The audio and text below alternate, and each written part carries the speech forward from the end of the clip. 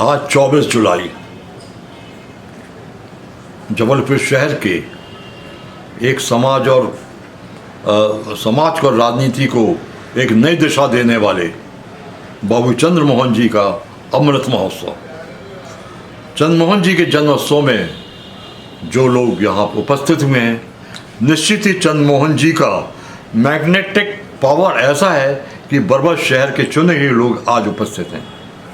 कार्यक्रम के अध्यक्ष पूर्व विधायक भाई नित्यानंद जी खम्परिया, मुख्य अतिथि हमारे कॉलेज के समय के भाई मदन तिवारी जी, छोटी बहन इंदिरा पाठक, अजय अग्रवाल जी, अनुज डॉक्टर अनंत तिवारी जी।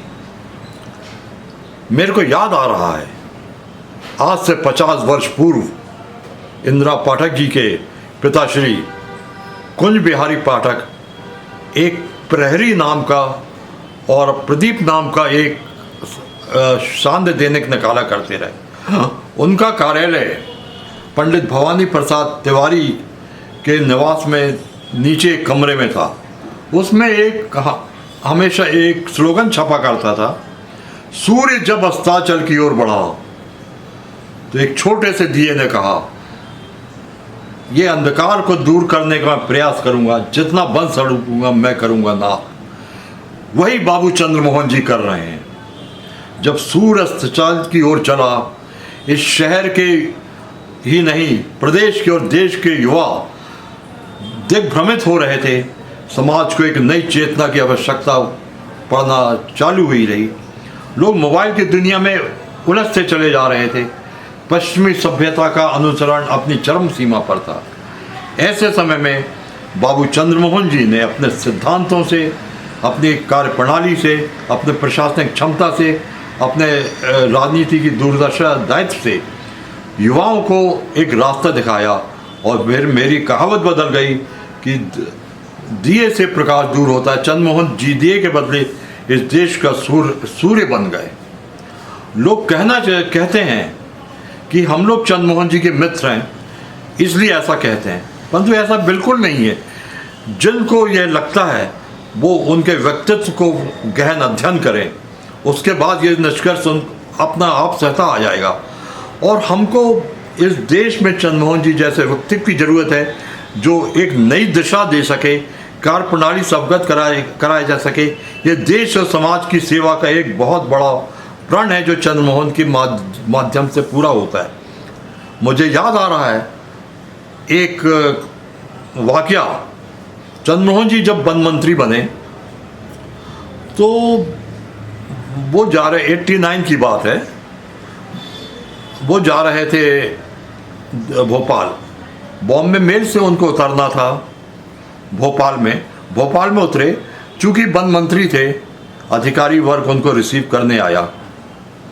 अब वो ढूंढ रहे थे बाबू चंद्र मोहन जी कहाँ हैं।